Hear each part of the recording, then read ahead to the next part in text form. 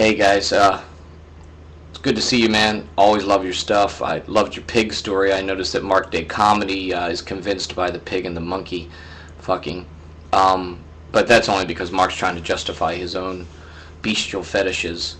So, just kidding, Mark. It's just teasing. Anyway, this is how it actually happened. Adam was down on earth and he had everything, but he didn't have a partner, and God came down and said, how's everything going, Adam? And Adam's like, well, everything's great, but I'm a little lonely. I mean, the cows and the fish and everything has a mate, but I don't have anything. And God's like, what would you like me to do about that? He's like, well, I'd like a companion, a soulmate, somebody that's always there for me, a best friend, somebody that can help me prepare the meals that I go hunt for, somebody who can help me raise my children, someone I can confide in my very, weakest moments.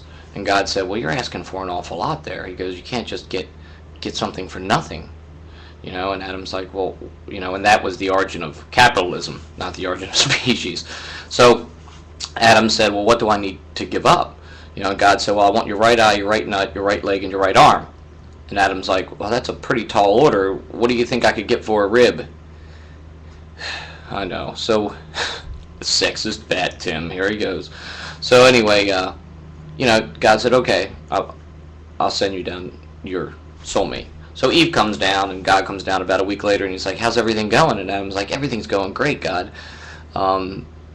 Eve's taking a swim in the ocean. And God's like, I told you not to let her swim in the ocean.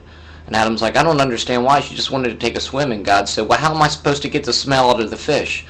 The smell's going to be in there for eternity. Good Lord. I know. That's my sexist origin of the species.